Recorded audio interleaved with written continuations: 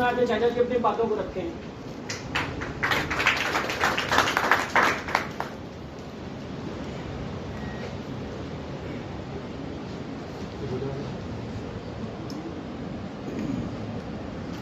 आज चंद्रवंशी गौ सेवा समिति हम सभी स्वजातीय बंधुओं की भावनाओं से पोषित और पुष्पित संस्था, जिससे हम लोगों की कई पीढ़ियों की आस्था जुड़ी हुई है और आस्था और विश्वास की उस परंपरा में कालखंड के वर्तमान समय में आज की तिथि में आज इस बैठक में आगामी सावन के प्रथम सोमवार को जलाभिषेक के संदर्भ में आयोजित इस मीटिंग में हम लोगों के बीच में गोरखपुर की धरती से चल करके काशी की पवित्र भूमि पर आए हम लोगों के कुटुंबजन और स्वजातीय बंधु,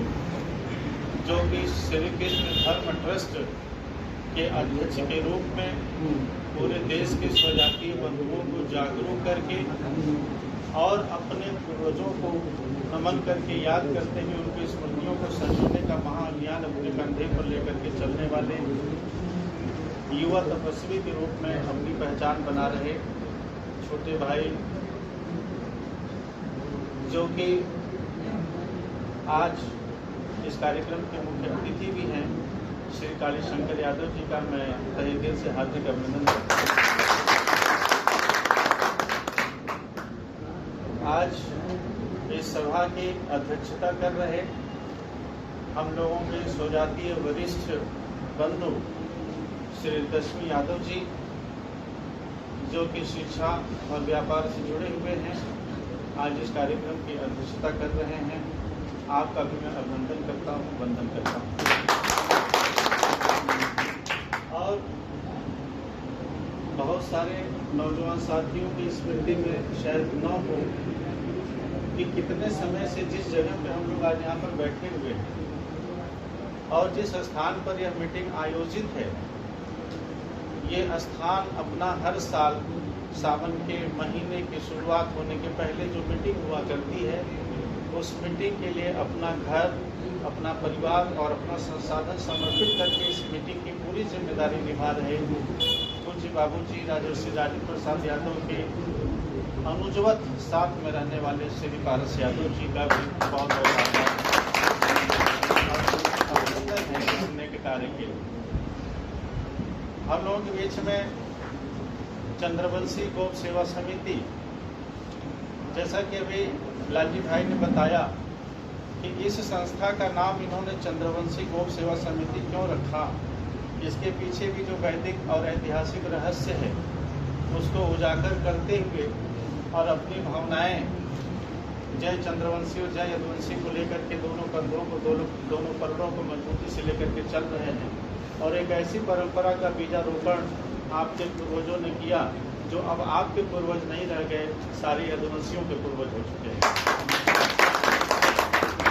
और ऐसी परंपरा का निर्वाह अपने व्यक्तिगत संसाधनों के आधार पर करके इस परंपरा को इतना व्यापक रूप देना कि आज इस परंपरा को माँ गंगा ने और बाबा विश्वनाथ ने इस रूप में स्वीकार कर लिया कि पूरी दुनिया आज इस परंपरा से परिचित होने लगी। बहुत बहुत बधाई और आभार है बड़े भाई लालजी चंद्रवंशी जी का। और आज हम लोगों के बीच में चंद्रवंशी गौ सेवा समिति के महानगर अध्यक्ष भाई विनय यादव जी, जो कि कंधे से कंधा मिला करके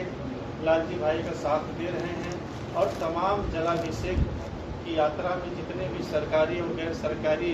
ज़रूरतें हैं या प्रक्रियाएं हैं उसमें साथ देते हैं, अपना संसाधन देते हैं, बधाई के पात्र हैं, उनका भी अभिनंदन है।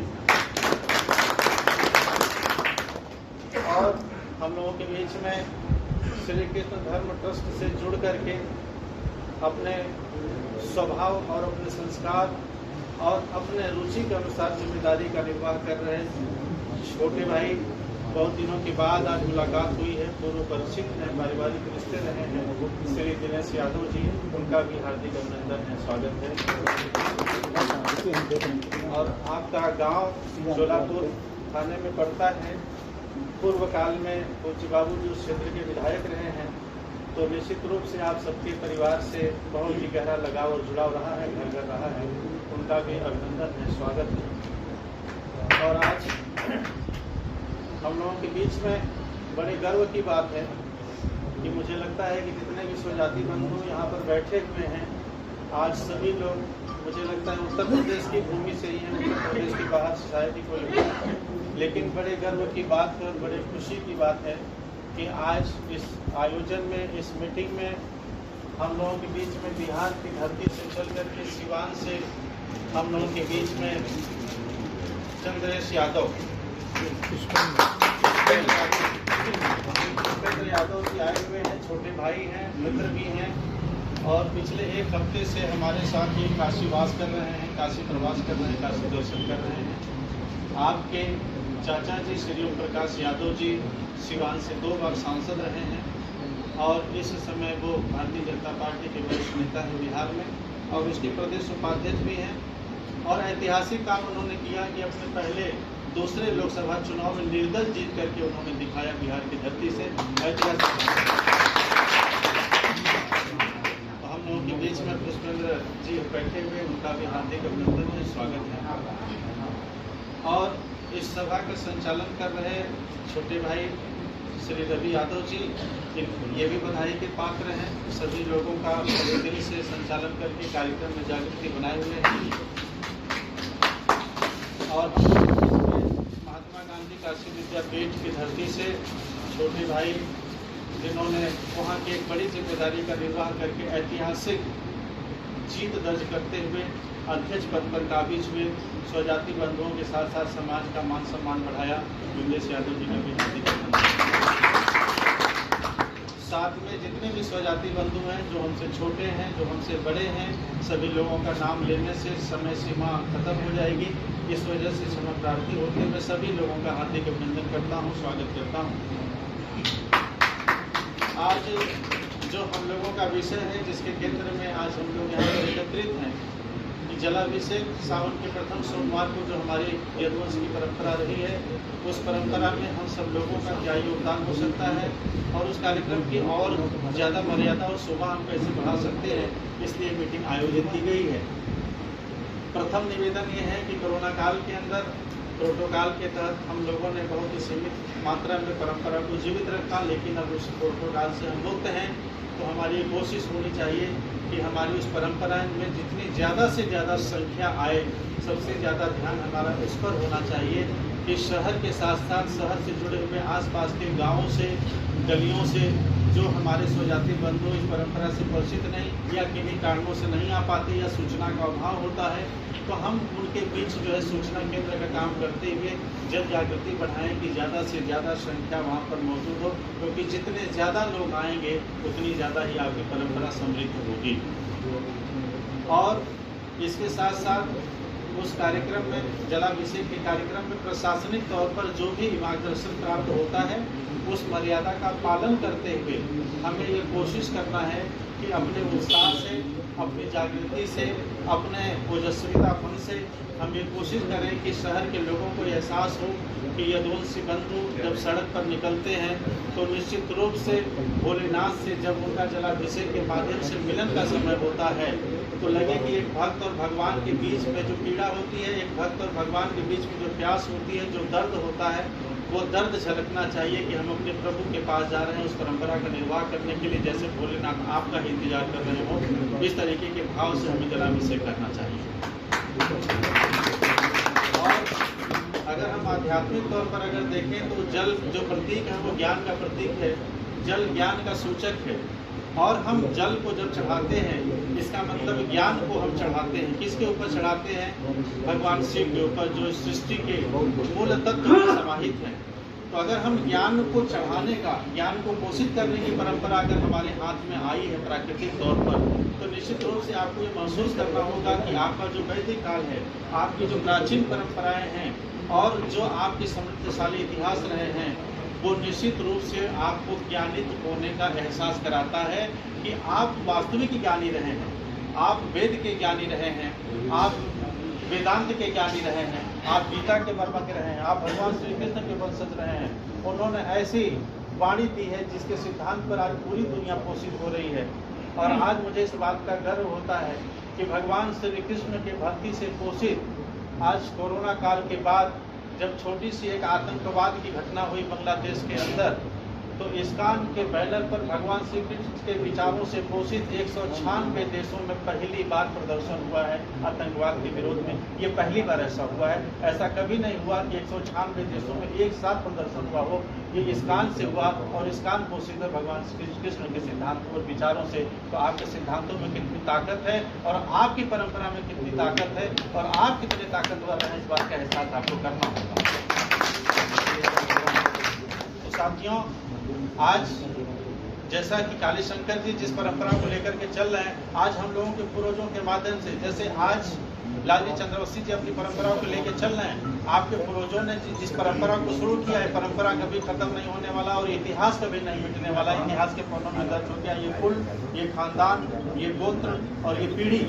उसी तरीके से हमारे स्वजातीय बंधुओं के लिए काम करने वाली तमाम जो पीढ़ियां रही हों, चाहे वो राजेश सिंह जी रहे हों, चाहे वो वीर लोरिक रहे हों, चाहे बचौल सरदार रहे हों, इस तरीके की जितनी भी महान विभूतियां रही हैं पूर्व काल में और वर्तमान काल में जो लोग काम कर रहे हैं, उन सभी लोगों को एक साथ लेकर के और अपने पूर्वजों का सम्मान करने के लिए, अगर अपने पूर्वजों का सम्मान अगर हम करना नहीं सीखेंगे तो दूसरा कभी नहीं करेगा। पहले हमें करके दिखाना होगा। और इसका बीजारोपण काशी की धरती से होने जा रहा है और उसमें भी हम सब लोगों को बढ़ चढ़ करके योगदान देने की जरूरत है। आज हमारी बात हो रही थी सुबह फोन पर काली शंकर जी से, और फोन पर बात करते हुए संदर्भों के दौरान बातचीत में ये चर्चा हो गई कि पूरे भारत के अंदर और आधुनिक काल का अगर भारत अगर हम देखें तो वीर लोरिक से बड़ा योद्धा कोई पैदा नहीं हुआ। और पूरे भारत में सभी प्रकार के घटनाक्रमों पर इतिहासकारों ने लिखा, लेखनियां चली, लेकिन वीर लोरिक के ऊपर कोई भी ऑथेंटिक ग्रंथ अभी तक नहीं लिखा गया, इतना उपेक्षित किया गया। और आपकी परंपरा में इतनी ताकत है कि आप श्रवण के माध्यम से, यानी एक दूसरे से सुनते हुए श्रवण के माध्यम से आपने अपनी परंपरा को इतना जीवित रखा कि आज भी लगता है कि वीर लोरिक इस धरती पर मौजूद है। ये आपकी ताकत है। और इस महान बीड़ा को उठाया चंदौली की धरती से हरद्वार प्रसाद यादव जी, जो कि भोजपुरी के राष्ट्रीय कवि हैं, बिरहा जगत के राष्ट्रीय कवि हैं, और उन्होंने 5 साल के अंदर तपस्या करके 85 साल की उम्र में और लालटेन और दिया जला करके आज के समय में उन्होंने वीर लोरिक के ऊपर भोजपुरी में ग्रंथ लिख करके तैयार कर दिया और एक अद्भुत धरोहर हम लोगों के समाज को दिया। उसको गद्य में और पद्य में दोनों में लिख दिया। गद्य में लिख करके उसका विमोचन हो गया और पद्य में भी लेकर के आ रहे हैं। तो इस तरीके से लोगों ने समाज के लिए काम किया, उन्होंने जोड़ करके। और चंद्रवंशी गोप सेवा समिति की पहली मीटिंग में भी हमने ये बात कही थी कि हमारी जो परंपराएं रही हैं, इस परंपरा का कोई लाभ न उठा पाए, क्योंकि अति बुद्धिजीवी जो लोग हैं, बुद्धिजीवी और अति बुद्धिजीवी कहा जाए कि न अति वर्षा, न अति धूप, न अति बोलता, न अति चुप, तो अति हर जगह खतरनाक होती है। तो अति बुद्धिजीवी लोग कहीं हमारी परंपरा का लाभ न उठा पाए, बल्कि हम अपनी परंपराओं के पालन करने के साथ साथ इसका लाभ अपने लोगों को कैसे दे पाएं, इस पर भी हम काम करना चाहते हैं और इस पर भी हम सभी लोगों को मिलकर के काम करना चाहिए। इन्हीं विचारों के साथ मैं अपनी वाणी को विराम देना चाहता हूं। और विराम देने से पहले मैं वो ग्रंथ वीर लोरिक पर लिखा हुआ लेकर के आया हूं। काली शंकर जी की इच्छा थी कि वो ग्रंथ मुझे प्राप्त हो जाता, तो मैं लेके आया हूँ। और आप सबकी सदारत में, आप सबकी निगरानी में, आप सबकी देखरेख में और आप सबकी गवाही में वो ग्रंथ मैं आपको देना चाहता हूँ, भेंट करना चाहता हूँ, ताकि आप भी देख करके आपको आह्लादित हो, आप अंदर से आनंदित हो कि ये भी गर्व।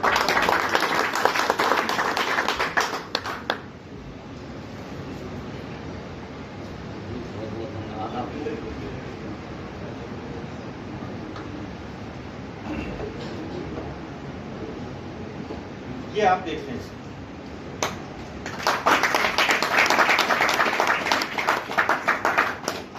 और बड़ी बात यह है कि ये पूरा ग्रंथ भोजपुरी में लिखा गया है। भोजपुरी भाषा में, सबसे बड़ी बात ये है। भोजपुरी भाषा में लिखा। और 85 साल की उम्र में उन सारे जगहों पे जाकर के जहाँ जहाँ भी लोरिक जी का जुड़ाव किन्हीं भी कारणों से रहा, उन सभी जगहों पे जा करके पूरे ऐतिहासिक संदर्भों के साथ 100% प्योर ये ग्रंथ लिखा गया है। और 14 तारीख को महान विभूति को आपने आमंत्रित किया है, वो आए आपके बीच। और एक पुस्तक मैं अपनी लिखी हुई काली शंकर जी को थोड़ा तक लिखा है, लेकिन मैं आपको भेंट कर रहा हूं।